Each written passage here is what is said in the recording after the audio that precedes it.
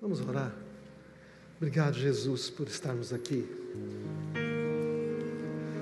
Obrigado, Jesus, por tua presença, pelo teu amor. Obrigado, Jesus, porque tu conheces cada pessoa que está aqui. Tu conheces a história de vida de cada um que está aqui. Tu conheces o passado, o presente e o futuro. Tu sabes as aflições e os momentos difíceis. Mas também o Senhor quer nos revelar as alegrias que estão pela frente. O Senhor nos disse que neste mundo nós passaríamos por aflições porque é um problema deste mundo. Esse mundo é o resultado das escolhas dos homens que vivem neste mundo. Não há aflições porque tu deseja, nem morte porque tu desejas. Tu não estás condenando a humanidade por meio de catástrofes nem dores.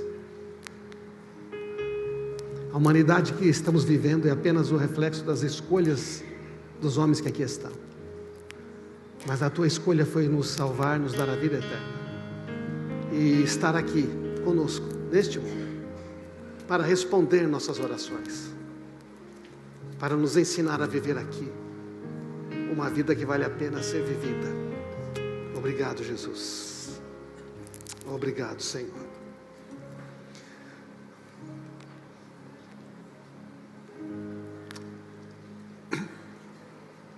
Muito bom. O que você deseja mudar em sua vida?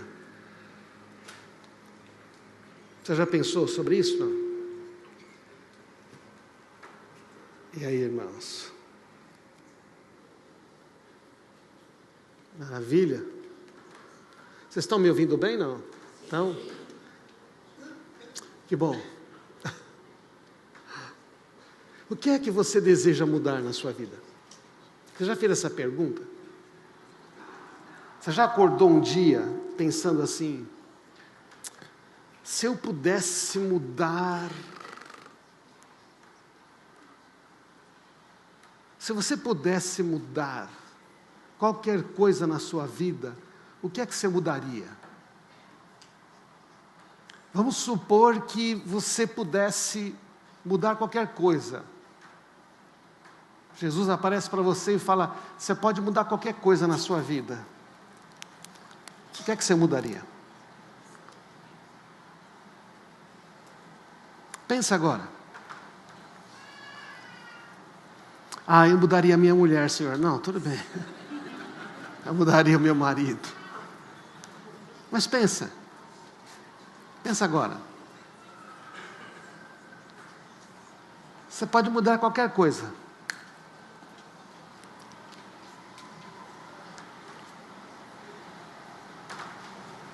Talvez você esteja pensando em umas 3 ou 4 coisas. O que é que você mudaria na sua vida? Pensou aí nessa uma coisa ou outra? Legal.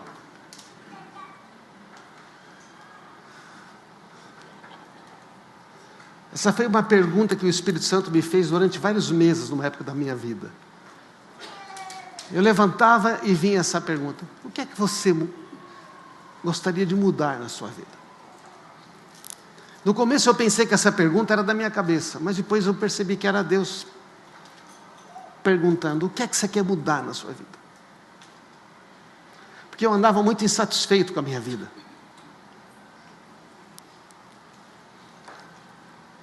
Talvez você já tenha pensado nisto. Agora, isto que você mudaria na sua vida, isto que agora você pensou que você mudaria na sua vida, isso está no passado, no presente ou no futuro? Eu mudaria isso. Legal. Isso que você mudaria está no passado, É uma coisa que aconteceu e não devia ter, ou queria ser diferente. É no presente ou é no futuro? Faz toda a diferença.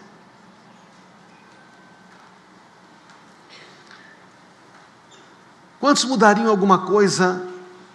Isso que você pensou, na verdade, está no passado. Quantos mudariam no passado? Quantos mudariam no futuro? Quantos mudariam no presente? E tem muitos que não mudariam nada, certo? Também é uma opção.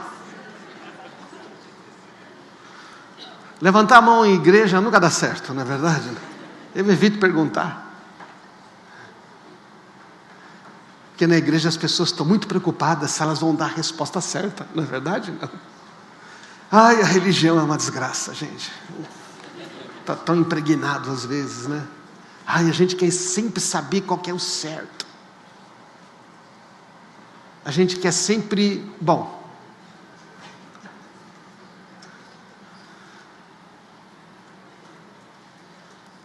O que acontece quando você ouve uma pergunta como essa, é que você vai olhar para o passado, certo ou não? Vai olhar para o futuro.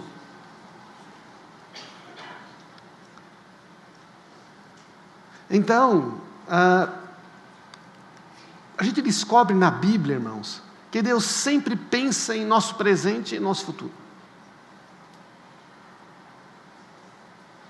Se você começar a ler com atenção a palavra de Deus, você vai perceber que todas as promessas que Deus faz, que tudo aquilo que Ele diz que Ele quer operar na sua vida, está relacionado a algo que Ele quer fazer agora ou quer fazer no futuro. Você nunca vai ouvir na Bíblia Deus dizendo que vai mudar o seu passado. Ele diz que vai recuperar o tempo perdido, mas não que Ele vai mudar o passado. A questão é que nós estamos sempre pensando em nosso passado, e sempre estamos ansiosos com o nosso futuro, verdade ou não? Nós estamos sempre pensando no passado. Se você avaliar bem, você vai ver que esta semana talvez você pensou mais no passado que no futuro. Ou então, se você avaliar bem, você vai ver que você ficou muito mais ansioso com o futuro do que está o tempo presente. Ou se você está preocupado no presente, você quer saber como é que isso vai afetar o futuro. Bom, gente, ter preocupações é uma questão humana. A questão que a Bíblia diz que Deus não pensa assim. A Bíblia diz assim: os meus pensamentos não são os pensamentos de vocês, nem os seus caminhos são os meus. Assim como os céus são mais altos do que a terra, também os meus caminhos são mais altos do que os seus caminhos, e os meus pensamentos mais altos que os seus pensamentos. O que Deus está dizendo é: eu penso de uma forma totalmente diferente do que vocês pensam. E Ele vai explicar como Ele pensa. Ele vai explicar assim: assim como a chuva e a neve descem dos céus, e não voltam para Ele sem regarem a terra e fazerem brotar e florescer, para produzir semente para o semeador, pão para o que come. Olha que legal. Eu estou pensando em vocês. Eu criei todo esse ciclo para abençoar você. Assim também, agora ele falou de uma coisa natural, e agora ele vai falar de uma coisa espiritual. Você vai ver muito isso na Bíblia sempre. Sempre gente usando o natural e o sobrenatural. Assim também ocorre com a palavra que sai da minha boca. Com a palavra que sai da minha boca. Ela não voltará para mim vazia, mas ela fará o que eu desejo e atingirá o propósito para o qual a enviei. Não é legal isso, não? Deus está dizendo: tudo que eu falo não volta para mim vazio. Vai fazer o que eu desejo, vai atingir o propósito para o qual eu enviei. E Deus está falando a este povo no momento que eles estão escravos na Babilônia. E Deus está dizendo: vocês não vão ficar escravos aí para sempre. Vocês sairão em júbilo e serão conduzidos em paz. Os montes e as colinas irromperão em canto diante de vocês, e todas as árvores do campo bateram palmas. Deus está dizendo que eu vou fazer algo tremendo. Então Deus está dando uma mensagem de futuro. A maneira como Ele pensa sobre nós não é a maneira como nós pensamos. A gente pensa muito que o futuro, é verdade que o presente é resultado das escolhas do passado, mas a gente pensa muito que o futuro também vai depender do nosso passado, mas não depende. Irmão, será que a gente entendeu já que o passado é uma realidade finalizada e não precisa ser mudado?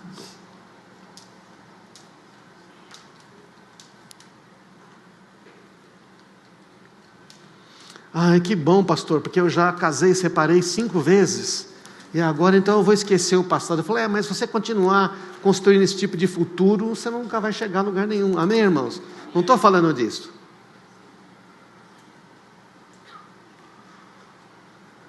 É o fato que a gente ainda se sente pressionado pelo passado, que a gente se sente muitas vezes conduzido pelo passado, e a gente fica deixando esse passado determinar o nosso humor, a nossa alegria, roubar a nossa alegria. É por isso que o Senhor fala, a sua mente tem que ser renovada com a minha palavra, para você enxergar o futuro que eu tenho para você.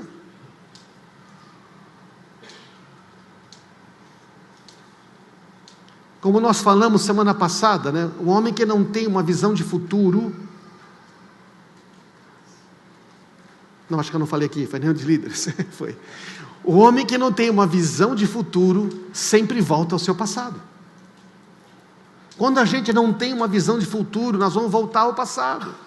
Quando a gente não tem a revelação de quem Ele é, do que Ele está fazendo hoje, do que Ele deseja para nós, nós vamos voltar sempre para o passado.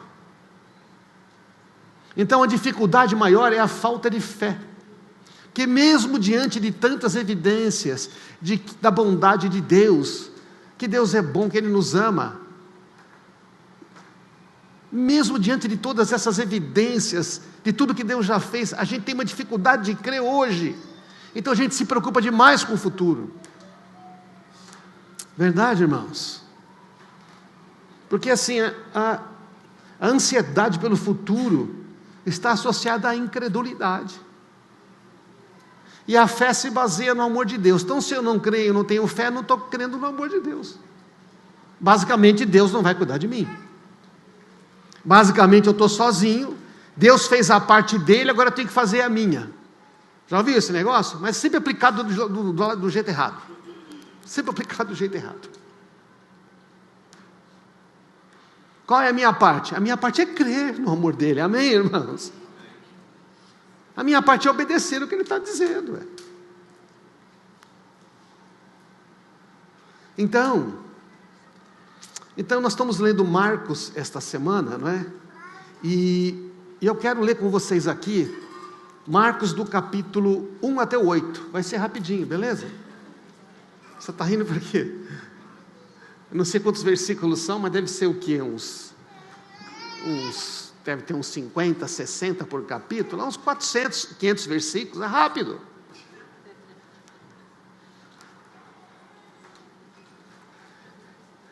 Então vamos ler Marcos 1 a 8, porque, nossa gente, tem muita coisa, mas até o capítulo 8 tem muita coisa que a gente precisa aprender. Quer pegar a sua Bíblia aí? Maravilha. Então quando você começa a ler Marcos ele conta uma história assim bem rápida, né? Ele vai contando de maneira bem rápida as coisas, não é? O Marcos não fez um estudo aprofundado, o Lucas fez, estudo aprofundado. O Marcos falou, vamos escrever logo alguma coisa que eu não quero deixar esse treco passar, e ele já escreveu o evangelho dele, e foi usado como referência para outros. Bom, então o Marcos começa dizendo no capítulo 1, versículo 21 a 28, não é? Marcos já diz que, depois que fala que Jesus, João Batista, deu aquela introdução, eu vou pegar umas partes, obviamente, dos evangelhos, tá, irmãos? Não vou ler todo ele, mas é maravilhoso se você continuar nesse plano de leitura, você vai crescer muito. Jesus expulsa um espírito imundo de uma pessoa dentro da sinagoga. Ele está na sinagoga, se manifesta lá um capeta, e as pessoas falam, nossa, que novo ensino, que autoridade, Até os espíritos imundos ele dá ordem e obedecem. Em Marcos 1, 29, o que acontece depois disso? Ele vai lá na casa de Pedro e cura a sogra de Pedro. Estava com febre, curou a sogra de Pedro. Não é? Você sabe que mulher é o meio de comunicação mais rápido que existe, ultrapassa a internet, ultrapassa todo o negócio, né? E agora com celular, então aí não tem jeito, mano. Entendeu? Quando Jesus pegou na mão dela, ela estava ticando, ele vai curar, ele vai curar, ele vai curar, ele vai curar, curou! E aí, veio um monte de gente. Ele chegou um monte de gente trazendo, curou, e foi trazendo enfermo, e Jesus então, o que acontece? Ele cura a sogra e muitos vêm, cura muitos doentes, liberta muitos endemoniados, vão dormir tarde. Jesus sai de madrugada para orar, cedinho tinha uma outra multidão lá. Então a gente vê Jesus fazendo isso. Logo depois, no Marcos 1,40, o que vai acontecer?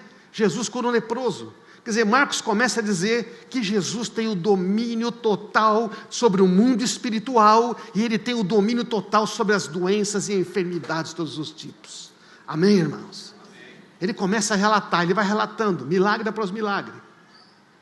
Então Jesus cura um leproso, Marcos 1,40, um leproso veio e se ajoelhou diante de Jesus, implorando para ser curado. Você entende que leproso não ficava perto de gente naquela época?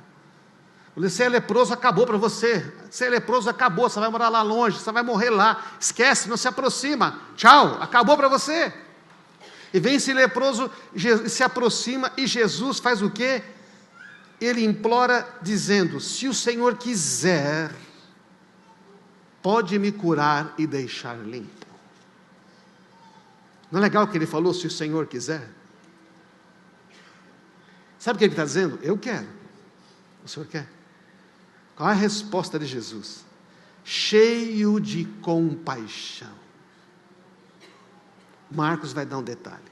Jesus está sempre cheio de compaixão. Diga isso. Cheio de compaixão. Jesus está sempre cheio de compaixão. Então você imagina que ele vê essa situação, não é? O que ele faz? Estendeu a mão, tocou nele. Ele botou a mão do leproso. Ninguém põe a mão em leproso. E disse, eu quero. Seja limpo. Seja curado e fique limpo. E no mesmo instante a lepra desapareceu e o homem foi curado. Você imagina o que está acontecendo? E aí os discípulos estão ali, os discípulos estão vendo tudo isso. No capítulo 2, Marcos vai relatar a história de 4 amigos que trazem um paralítico. Jesus está lá em Cafarnaum, a casa está cheia de gente, ele sobe no telhado, faz um buraco, desce o paralítico. E os fariseus estão lá olhando, todo mundo vendo. E ele diz, seus pecados são perdoados. Ninguém espera que ele vai dizer isso. Mas ele também disse, levanta e anda. Os fariseus lá, quem perdoa pecado é Deus. E Jesus fala, ei, escuta aqui, ei, para você saber que o Filho do Homem tem na terra poder e autoridade para perdoar pecados, eu digo, levanta e anda. O mesmo que perdoa os pecados é o mesmo que cura, amém?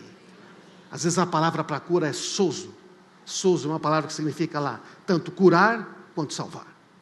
Porque para Jesus é a mesma coisa. Tanto faz curar ou salvar, Ele faz todas as coisas. Ele está cumprindo o Salmo 103, olha que legal, Salmo 103, 3-5. É Ele que perdoa todos os seus pecados e cura todas as suas doenças. Quantos pecados? Todos. Quantas doenças? Todas. Que resgata a sua vida da sepultura e te coroa de bondade e compaixão, que enche de bens a sua existência, de modo que a sua juventude se renova como a águia. Tem muito para falar desse texto, mas aí quando envelhece vai lá, arranca as próprias penas, quebra o bico, novas penas nascem, outro bico nasce e ela continua voando. Então Jesus tem toda essa autoridade. E o que acontece em Marcos 3, nós vamos ver, não é? Assim, em Marcos 2 ainda, Jesus então chama Levi, que é Mateus, e diz, segue-me. Só que Levi é cobrador de imposto, é um judeu que trabalha para o Império Romano. E o Mateus dá uma festa na casa, que ele tem grana, para todos os amigos. Mas os amigos de Mateus é tudo gente que os judeus não gostam. E Jesus está lá sentado com meio de gente. Você passa Jesus e você vê ele num barzinho aqui, tomando cerveja com os amigos, e os caras tocando pagode no fundo. Deu para ter uma ideia? Não. É o que ele estava fazendo lá.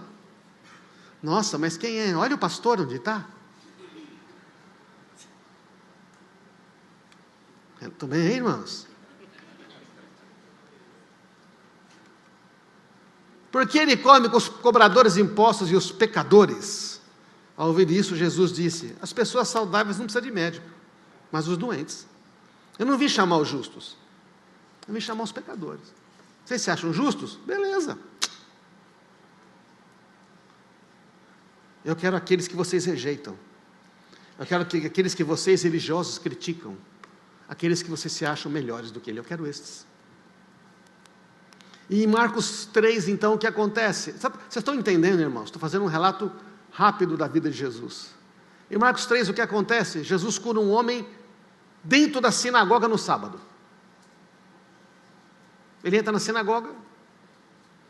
Você percebe que Jesus, ele cura as pessoas dentro do prédio da igreja e fora onde ele está? Onde ele está abençoando as pessoas. Vai na casa da sogra, cura. Vai no bar lá, vai lá comer um churrasco no pagode do Mateus, e ele cura as pessoas lá. Lá no meio do pagode, lá no meio, entendeu? Ele confronta, ele está lá em todo lugar. Tinha um homem lá num canto, com a mão seca, devia estar sempre lá, todo mundo já sabia, é o cara da mão seca, vendo para o meio, os fariseus ficam irritados. E aí, gente, no sábado pode fazer o bem?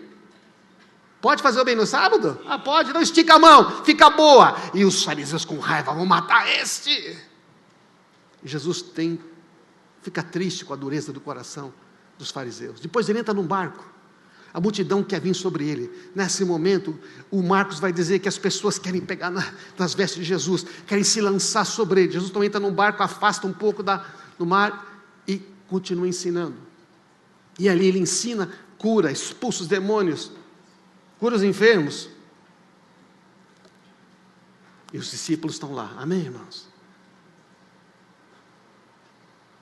Esse é Jesus. Jesus, em Marcos 4, vai fazer o quê? Em Marcos 4, você vai ver que ele ensina novamente a multidão por meio de parábolas. Ele conta histórias. Explica tudo particularmente aos seus discípulos. No cair da noite, eles saem de barco para o outro lado do mar. E forma uma tempestade. É esse episódio, Marcos, que Jesus está dormindo no barco. E os discípulos acham que vão morrer.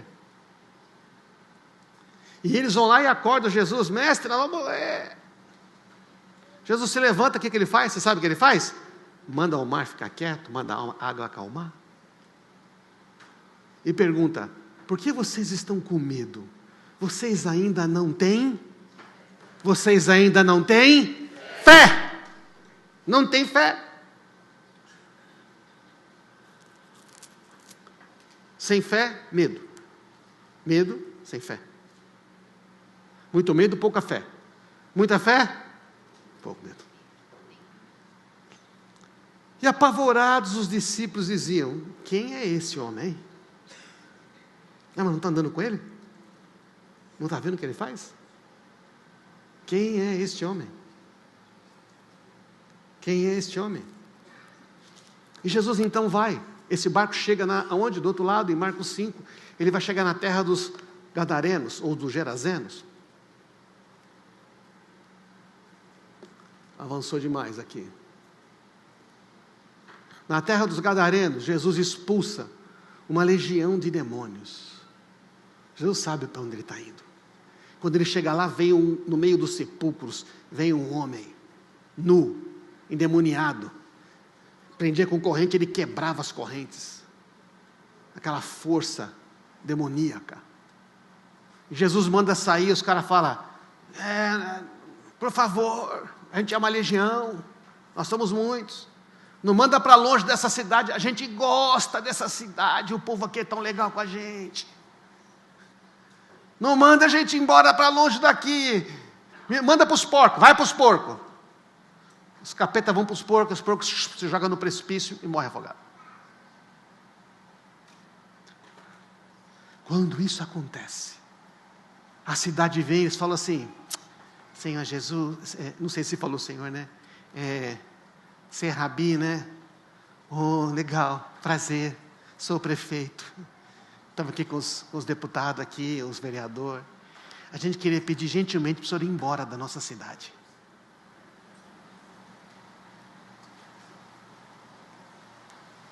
Essa cidade não trouxe os doentes para Jesus. Essa cidade não trouxe os endemoniados para Jesus curar.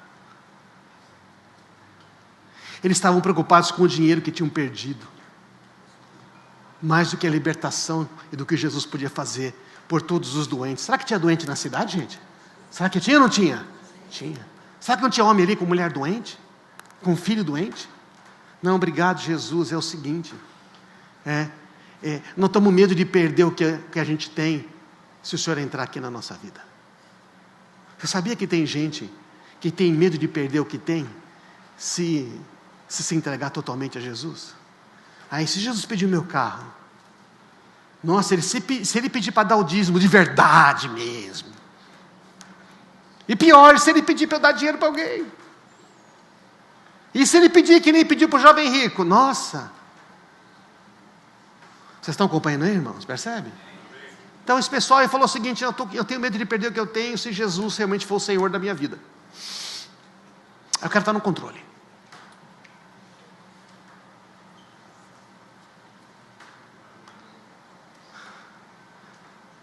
O que aconteceu foi que aquele homem, que era endemoniado, foi, arrumou, penteou o cabelo, estava com roupinha, estava com Jesus, conversando.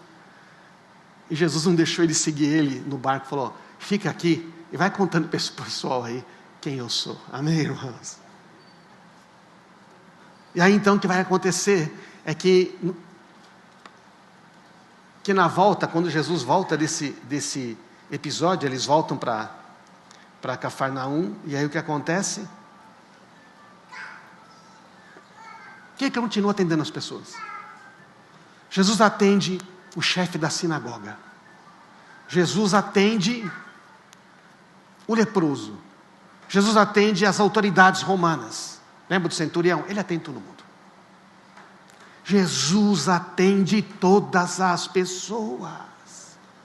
Mas a religião diz: não, ele só vai atender se você for bom o suficiente e tiver crédito para marcar uma reuniãozinha com ele. É mentira. Jesus atende ao pedido de Jairo, o líder da sinagoga, para ir curar sua filha. Minha filha está doente, só vai lá, põe a mão sobre ela. Vou. No caminho, o que acontece? Aquela multidão esperando Jesus. Aquela multidão esperando Jesus. E está lá, e tá. Ele fala: ei, alguém me encostou em mim aqui. Aí o discípulo fala assim: alguém encostou em você. Alguém encostou em mim porque saiu o poder de mim. E aquela mulher fala: fui eu. 12 anos sofrendo de hemorragia. Gastei tudo que eu tinha, sou uma imunda, não posso ficar em lugar nenhum. Eu não tenho vida. E Jesus olha e ela se prostra. Ela fala: fui eu. E Jesus diz para ela, porque o que ela pensava e cria? Se eu apenas tocá-lo, eu serei curado. Tinha um monte de gente tocando em Jesus, mas só essa mulher ali foi curada naquele momento.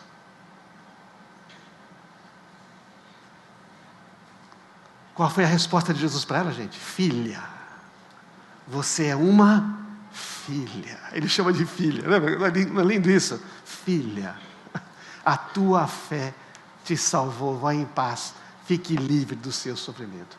A tua fé te salvou, é a mesma coisa de dizer na tradução: a tua fé te curou.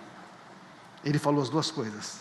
A tua fé não somente te curou, mas te salvou. A filha de Jairo morre. Jairo, pode parar. Morreu. Não incomoda mais o mestre. E Jesus fala: ei, vocês não sabem quem eu sou.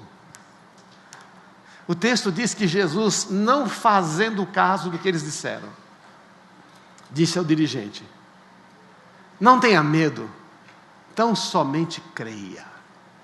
E Jesus vai lá e ressuscita a filha de Jairo. Amém, irmãos? É um negócio maravilhoso. E os discípulos estão vendo isso. Depois disso, Jesus volta para Nazaré. Jesus volta para Nazaré. Em Nazaré acontece uma coisa curiosa. Em Nazaré, Jesus não é honrado pelos seus amigos. Eles ficam sem receber tudo que Jesus podia dar para eles, porque eles não honram a Jesus, não reverenciam a Jesus, não recebem na categoria, não são que Ele é. Vou precisar de um Jesus aqui. Dá para você ser Jesus aqui um instantinho? Beleza? Cara, um Jesus de porte esse aqui, né? Jesus chega assim, não é verdade? Ele está chegando, todo simpático. Aí o pastor chega lá, está chegando em Nazaré. E aí, Gê? Legal? Quanto tempo você não está aí, cara? Pô, lembra? A gente pegava umas ondas ali. E aí, Gê? Como é que estão as coisas? Mano. O que você está fazendo aqui? Vi uns negócios aí de seu. Verdade esse treco aí? Lembra que ele jogava bola lá? Cara, fiquei tão triste quando seu pai morreu. E a sua mãe, como é que está? Ela está aqui, né? Ela faz tempo que você não volta, né? Ela não queria te ver.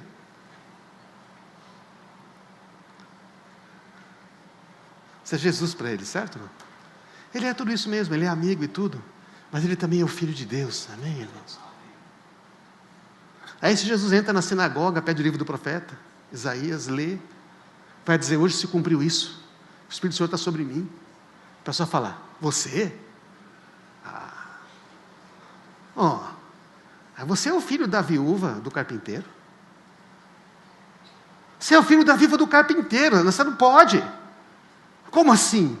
Por que você não fez essas coisas que eu não estava aqui? Por que foi fazer primeiro em Cafarnaum? Não. Estão entendendo, irmãos? Amém? Você está sempre aqui.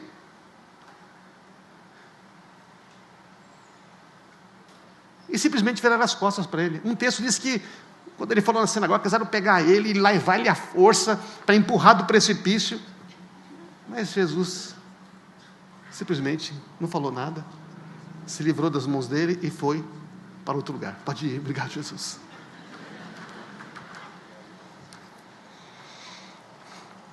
Olha o que diz o texto: um profeta recebe honra em toda parte, menos em sua cidade, entre os seus parentes, em sua própria família. Verdade, não é? Quando Deus mudou a sua vida, os seus parentes mais próximos falaram, mudou não, esse aí eu conheço desde menino, coisa ruim, cara. Mudou? Não, esse aí é um bêbado. Isso aí não muda não. Isso aí não muda não. Por isso não pôde fazer ali muitos milagres, exceto pôr as mãos sobre alguns enfermos e curá-los. Jesus ficou admirado com a incredulidade daquele povo. Jesus anda tão admirado, irmãos, com a incredulidade, que eu vou dizer, se ele aparecesse de novo aqui e viesse, o pessoal ia dizer, não é mesmo? Não é que Jesus perdeu o seu poder, amém, irmãos? É que as pessoas não criam que a cura e a libertação que precisavam podiam vir ali do filho da viúva do carpinteiro. A familiaridade. Às vezes acontece conosco também.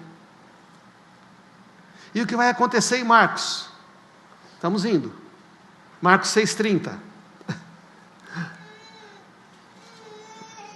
Marcos 6,30. Não, avançou muito. Jesus em Nazaré. Jesus envia os discípulos de 2 em 2 para curar os enfermos e expulsar os demônios. E eles vão. E eles voltam da missão e vão para um lugar deserto. Não tinha tempo nem de comer. Vamos lá, vamos descansar. Me contem o que aconteceu. Marcos 6,34. Quando Jesus saiu do barco, a multidão estava lá.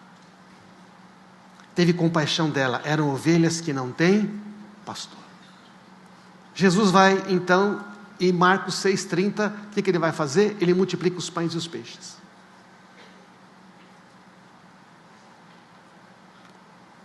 Cinco pães e 2 peixes, 5.000 homens, fora mulheres e crianças. Sobra 12 cestos. Jesus fala, vou ficar orando aqui no monte. Pode ir de barco. Eles vão de barco. O barco está com o vento, está contrário, estão remando, estão remando, estão remando. E Jesus vai andando sobre as águas para encontrar eles, às 3 da manhã. Eles gritam, é um fantasma. Jesus fala, não tenham medo, coragem, sou eu. Os discípulos ficaram admirados, pois ainda não tinham entendido o milagre dos pães, o coração deles estava endurecido. Diz o texto que ele estava endurecido, não que nem os fariseus. O coração deles estava endurecido, porque eles não permitiram que quem era Jesus mesmo tivesse penetrado no coração.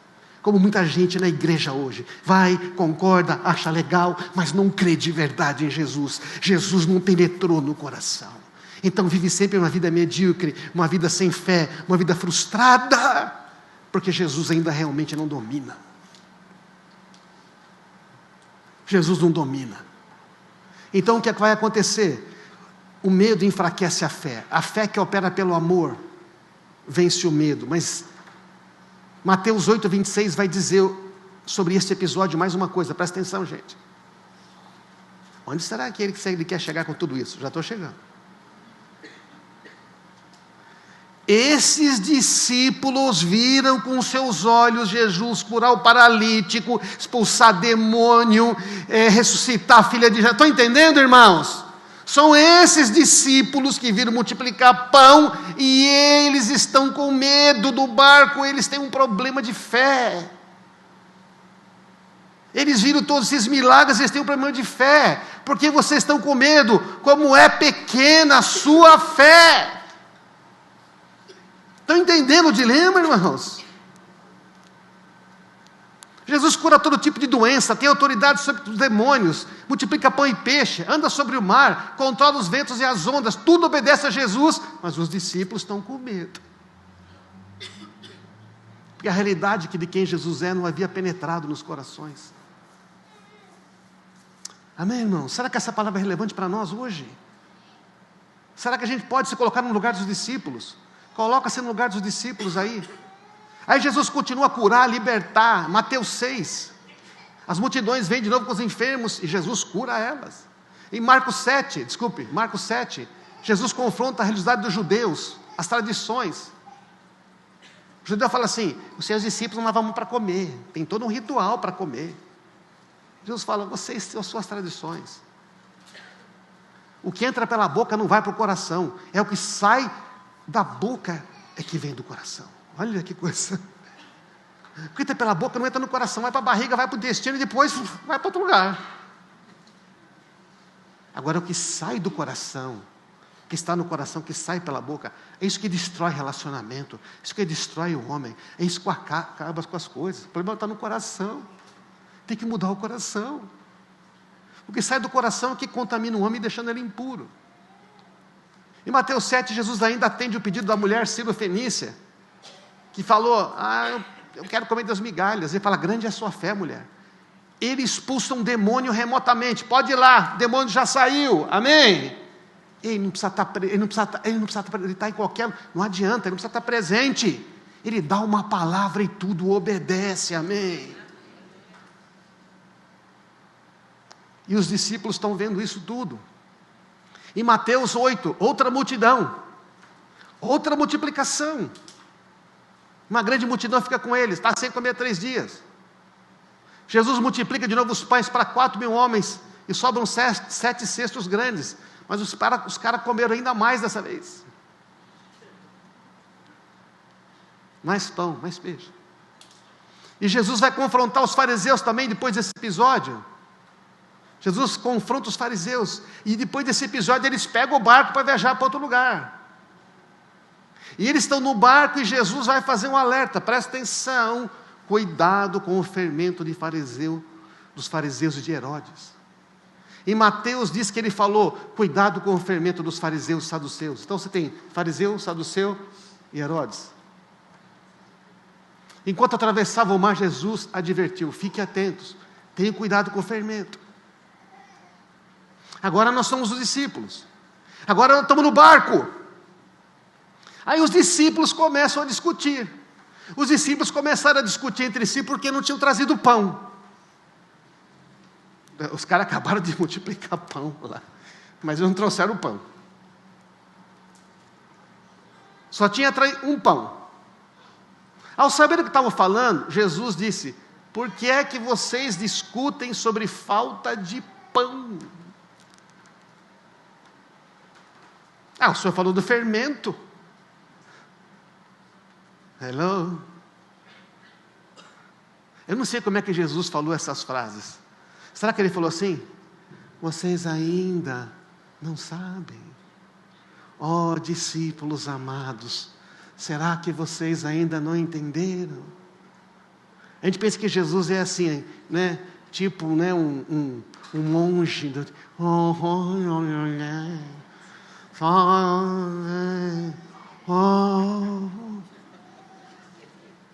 Já viu uns filmes, sabe? Jesus está sempre assim, com a mão assim. Eu gosto do The Chosen. Ele está sorrindo, ele tem emoção, ele fala: vocês são uma raça de víboras. Jesus, será que ele falou assim? Será que vocês, meus discípulos, ainda não perceberam ou não entenderam que o seu coração está endurecido? Vocês têm olhos, mas não veem.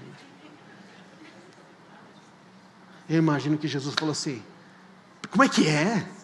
Vocês estão falando sobre não ter pão? Vocês ainda não sabem ou vocês não entenderam? Me fala aí, burro vocês não são. Essa é a minha parte, tá? Seu coração ainda está tão endurecido que não compreende? Pô, já não falei da dureza do coração com vocês? Vocês têm olhos, mas não veem? Vocês não viram o que aconteceu? Vocês não estão vendo pessoas sendo curadas, os demônios sair, gente ressuscitando? Vocês têm ouvidos, mas não ouvem? Tanto que eu já falei. Vocês não se lembram de nada, vocês esqueceram tudo que já aconteceu. Quando eu reparti pão, 5 pães por 5.000, quanto você sobrou? 12. E quando eu reparti os 7 pães e os 4.000, quantos cestos grandes, cheios de sobras, vocês recolheram? 7. E vocês ainda não entendem. Amém, irmãos? Na vida de quantos aqui Deus já fez coisas poderosas? Já fez. Quantos de vocês sabem de histórias poderosas que Jesus fez na vida de muitas pessoas? E a gente ainda não entende. A gente tem medo que amanhã não vai dar certo, que Jesus esqueceu de nós, que essa doença agora, o que eu vou fazer? Ainda não dá para entender, irmãos. Cadê a fé?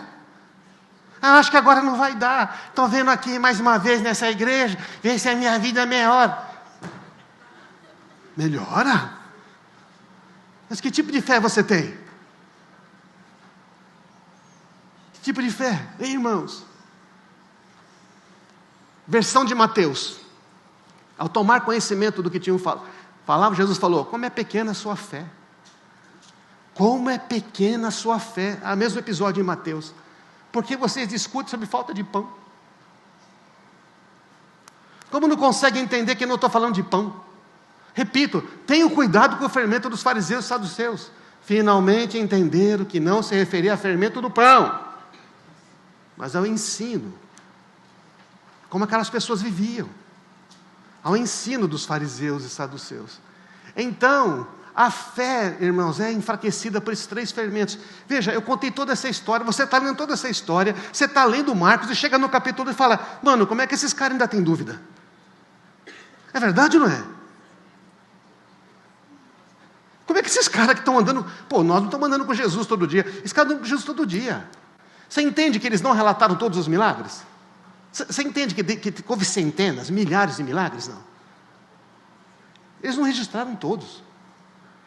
O negócio era grande. E Jesus falou: fiquem atentos, porque tem 3 fermentos. Sabe o que é fermento?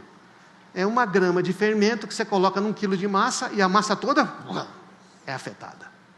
O princípio do fermento é esse. Uma coisa pequena que você não vê, entra no seu coração e aquilo acaba com a sua vida.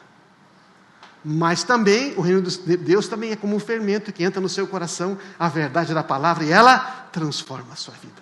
O fermento é um princípio. O fermento da palavra é maravilhoso, mas tem 3 fermentos que nos destroem a nossa fé. É o fermento dos fariseus. o legalismo, o tradicionalismo. O que fazem os fariseus? Trocam a palavra de Deus por suas tradições e costumes. Se o que eu poderia dar ao meu pai e à minha mãe, eu der ao Senhor, eu não preciso dar nada ao meu pai e à minha mãe. Mentira, está indo contra a lei. Usam a religião para obter lucro. É o tradicionalismo, a religiosidade, a roupa que usa, as palavras que diz, o jeito que anda. O fermento dos saduceus é o ceticismo. Os saduceus não acreditavam na ressurreição, nem nos anjos, nem em espírito. Atos 23:8.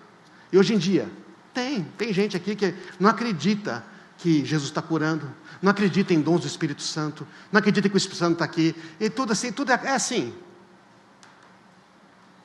É tudo na base da razão. É um fermento. Tem fermento de fariseu hoje em dia, irmãos? Tem ou não tem fermento de fariseu hoje em dia? Tem muito fermento de fariseu. Tem fermento de saduceu ou não tem? Tem muito na igreja, qualquer religião. E tem fermento de Herodes. O secularismo, a política, o poder. Os saduceus vão lá fazer uma negociação aqui, a gente mantém aqui, você mantém ali, matamos Jesus e ninguém se incomoda. Cheio de politicagem, no que se chama de igreja. Poder, dinheiro, sucesso, prazer, também presente nos dois fermentos anteriores. Jesus falou, você tem que tomar cuidado com esses fermentos aqui, que eles vão corroer a sua fé. Eles vão deixar você sempre com medo, sempre com um plano B, sempre achando que Deus não é suficiente, então eu tenho que dar um jeito. Amém, irmãos? Aí você não tem fé. Se você não fizer, você não consegue. Se você não fizer assim neste mundo, não vai dar certo. E Jesus está dizendo para você, ei, você não precisa se curvar a esses fermentos. E então, irmãos, depois de andarem por Jesus, por esses 8 capítulos, esses discípulos ainda tinham uma fé pequena, afetada. Eles tinham medo, achavam que ia faltar pão, achavam que o barco ia afundar.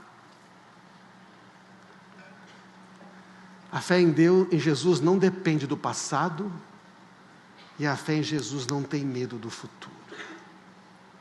Amém? Você crê nisso, não? A fé só existe no presente. Não tem fé no passado. Você não pode ter fé lá no passado, porque você não está mais lá. Você não pode ter fé no futuro, porque você não chegou ainda. Você só tem fé no presente. A hora de exercer fé é agora. Então, eu creio agora e eu possuo agora. Posso receber, aí tem o processo. Eu já recebi, é meu. Agora tem o processo de tomar posse. O que eu creio e possuo vai se manifestar a partir de agora e no futuro. Amém, irmãos? Isso é fé. A fé do tempo presente responde ao tempo passado. Você tem fé agora? E esta fé que você tem agora vai dar uma resposta para o seu passado. Esta fé agora vai dizer o seguinte: antes eu era assim, antes as coisas eram assim, mas Cristo me salvou, me libertou, me perdoou, me transformou numa nova pessoa. Agora não é mais assim. Amém, irmãos? O meu passado não tem mais o poder de definir quem eu sou, nem o que eu faço, nem vai definir meu futuro. Eu não sou mais escravo, eu sou um filho de Deus. Amém, irmãos? A fé responde ao passado. A fé também do tempo presente ordena o futuro. Ela diz o que vai ser no futuro. Todas as promessas da palavra de Deus que se referem aos justos me pertencem, porque eu fui justificado em Cristo Jesus. Todas as promessas têm em Jesus o sim, o amém, para eu experimentá-las. Eu tenho o Espírito Santo que guia meu caminho. Eu tenho toda a provisão de Deus garantida nesse caminho que Ele me guia. Eu tenho o Espírito Santo para me revelar as coisas maravilhosas que Deus preparou para mim, para minha família, para a minha igreja. Amém?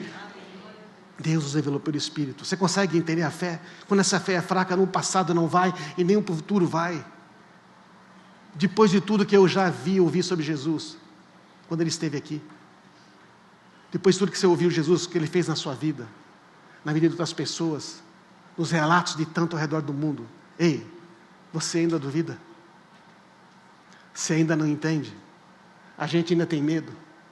O coração está endurecido? E eu quero terminar aqui. Conhecer a Jesus resolve o seu passado. Obedecer a Jesus determina o seu futuro.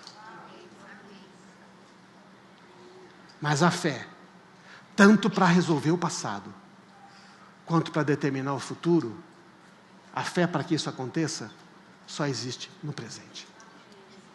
Amém, irmãos? Marcos está fazendo um convite. Vamos viver numa dimensão diferente aqui. Jesus está conosco aqui agora. Vamos ver uma dimensão totalmente diferente. Pode subir a banda aqui.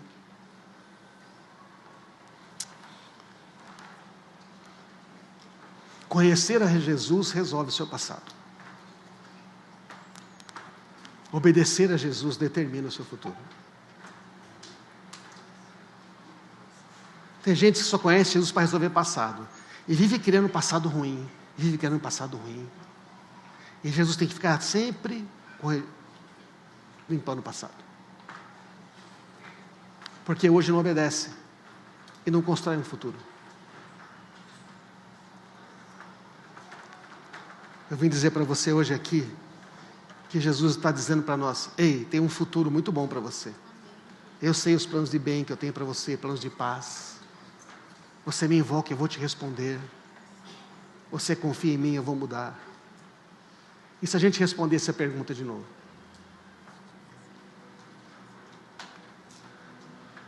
Se você pudesse mudar qualquer coisa em sua vida, o que você mudaria? Mudou a sua resposta? A minha resposta mudou.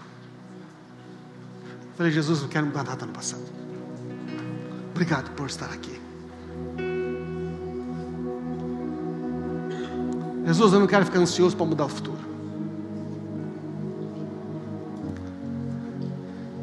O que eu quero mudar é o meu coração. Eu quero crer agora.